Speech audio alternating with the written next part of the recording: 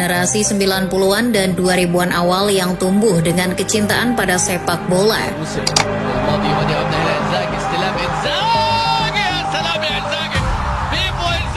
Kemungkinan besar tak bakal melupakan betapa menyenangkannya menonton Serie A kala itu.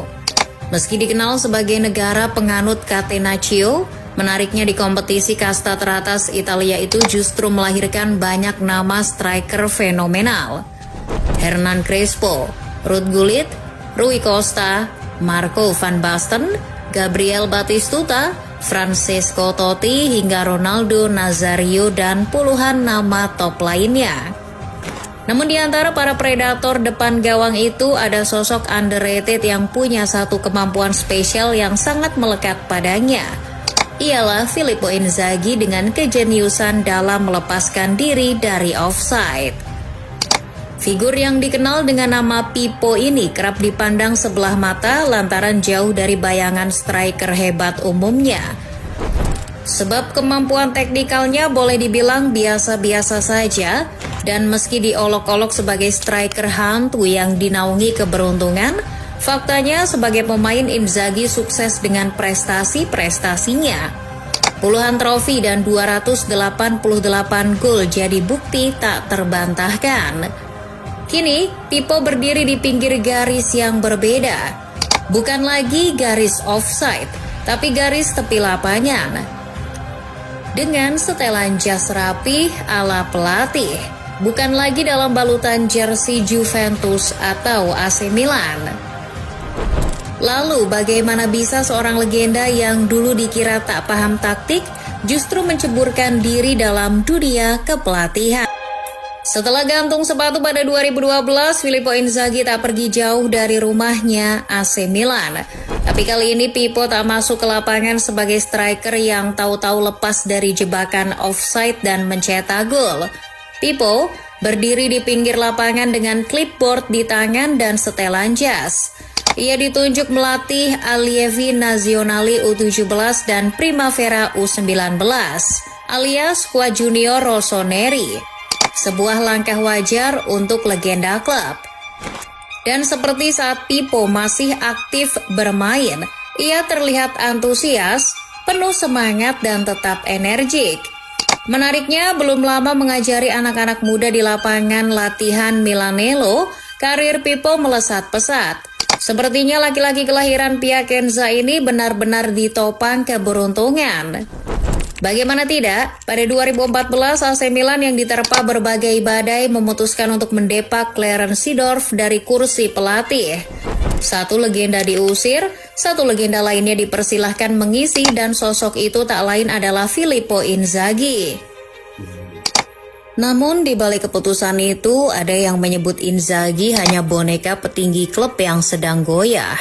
Penunjukan Pippo pun mengundang keraguan. Bisakah pelatih yang baru 2 musim menangani tim junior dan tanpa prestasi besar membawa rossoneri keluar dari jurang keterpurukan? Pertanyaan itu pun menemui jawaban pahitnya. Sebab musim perdana Pippo jadi musim yang sulit. Di tengah residu konflik internal klub, finansial yang masih kacau dan skuad yang jauh dari kualitas masa lalu, Filippo Inzaghi tampak dipaksa berjalan di atas bara. Hasilnya, AC Milan tampil tidak konsisten dan lebih sering bermain buruk daripada membaik. Para fans pun kecewa dan media mencincangnya. Legenda yang dulu dielu-elukan pun ditertawakan sebagai pelatih gagal. Bagaimana tidak, musim itu Milan hanya finish di peringkat 10 dan Pippo pun dipecat. Sungguh bukan awal yang baik, karena tak sampai 2 tahun sejak mengenakan setelan jas pertama di pinggir lapangan, Pippo disingkirkan. Tidak dengan hormat, tidak dengan upacara. Hanya sebuah konferensi pers singkat dan kabar bahwa kursinya telah diisi nama lain. Apakah Inzaghi memang belum siap? Atau sejak awal ia tak pernah benar-benar diberi kesempatan untuk memimpin? Dan apakah kegagalan ini adalah akhir atau justru pintu masuk menuju takdir baru yang lebih cocok untuknya?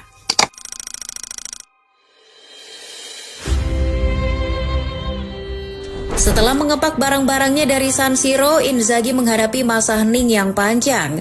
Tak ada tawaran dari klub besar, tak ada pelukan dari dunia yang dulu begitu memujanya. Yang ada hanyalah jeda waktu untuk merenung, menelaah kegagalannya di AC Milan, dan menata ulang ambisinya sebagai pelatih. Barulah pada 2016 secercah harapan muncul dari tempat yang tak terduga, yakni Venezia FC. Klub dari kota cantik dan romantis itu memang lebih dikenal karena kanal dan gondolanya daripada prestasi sepak bola. Namun, disitulah karir kepelatihan Inzaghi menemukan arah baru. Dari megahnya San Siro ke stadion mungil di tengah Laguna, mungkin banyak yang menganggap ini sebagai bentuk kejatuhan. Stadion tua, fasilitas seadanya, dan pemain-pemain yang belum pernah tampil di televisi nasional membuat sekilas melatih di Serie C adalah langkah mundur. Tapi bagi Pippo, ini justru tempat yang tepat untuknya bisa membangun ulang kepercayaan diri. Yang jelas di Venezia, Pippo tak akan menghadapi besarnya tekanan media. Tidak ada konflik internal seperti yang dulu ia rasakan di Milan. Di Venezia, Inzaghi diberi ruang untuk membangun dari dasar dan tanpa ekspektasi berlebihan. Siapa sangka, musim pertama Pippo langsung mencuri perhatian. Venezia menjuarai Lega Pro 2016-2017, mengungguli klub-klub bersejarah seperti Parma dan Reggiana. Tak hanya itu, mereka juga menyabet Coppa Italia Lega Pro, gelar yang sangat jarang diraih tim promosi. 2 trofi dalam semusim, dan yang lebih penting, sebuah mentalitas baru tertanam di skuad muda Venezia. Klub yang sebelumnya hanya jadi pengisi jadwal kini berubah menjadi tim dengan ambisi. Musim berikutnya di Serie B 2017-18, kiprah klub yang kelak diperkuat Jay Itzes ini tak kalah mengesankan. Meski dihuni mayoritas pemain tanpa pengalaman Serie A, Pippo berhasil membawa mereka finish di peringkat 5 klasemen dan lolos ke babak playoff promosi ke Serie A. Sayangnya mimpi itu kandas di semifinal playoff usai dikalahkan Palermo. Tapi bagi banyak orang capaian itu lebih dari cukup. Venezia tak pernah diprediksi melaju sejauh itu. Lebih dari sekedar hasil, tapi Pippo bisa mengembalikan harga dirinya dari yang sebelumnya dianggap pelatih gagal, menjadi kembali dibicarakan dengan rasa hormat. Pippo menunjukkan bahwa dirinya bukan hanya legenda di masa lalu, tapi juga pembelajar sejati. Pippo membuktikan bahwa ia bisa melatih asal diberi ruang dan kepercayaan. Namun 2 musim manis itu tak bertahan lama, lantaran Inzaghi tergoda dengan tawaran melatih dari klub lain. Tampaknya Inzaghi merasa proyeknya sudah selesai di Venezia dan ingin tantangan baru. Lalu kemanakah Inzaghi melangkah dan apakah keputusannya kelak bakal membawanya ke level prestasi yang lebih tinggi atau sebaliknya?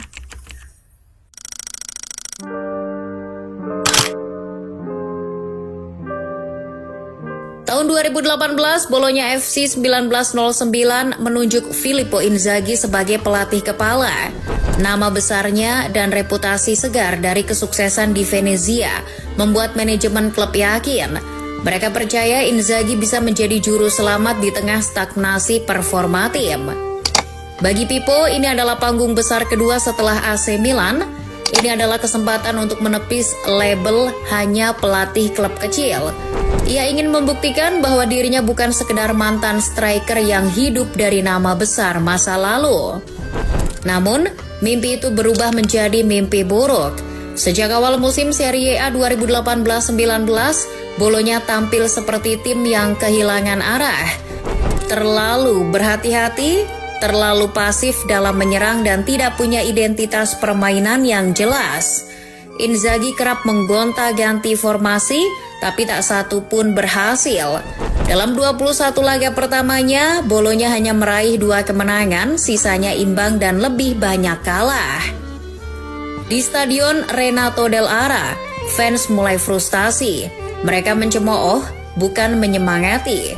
Bologna berada di zona degradasi dan tak menunjukkan tanda-tanda akan membaik. Ironisnya, Inzaghi direkrut karena dianggap punya kapasitas menyelamatkan tim kecil, tapi di Bologna ia justru seperti kehilangan kompas. Puncaknya terjadi pada Januari 2019. Manajemen tak tahan lagi dan memutuskan memecat Inzaghi.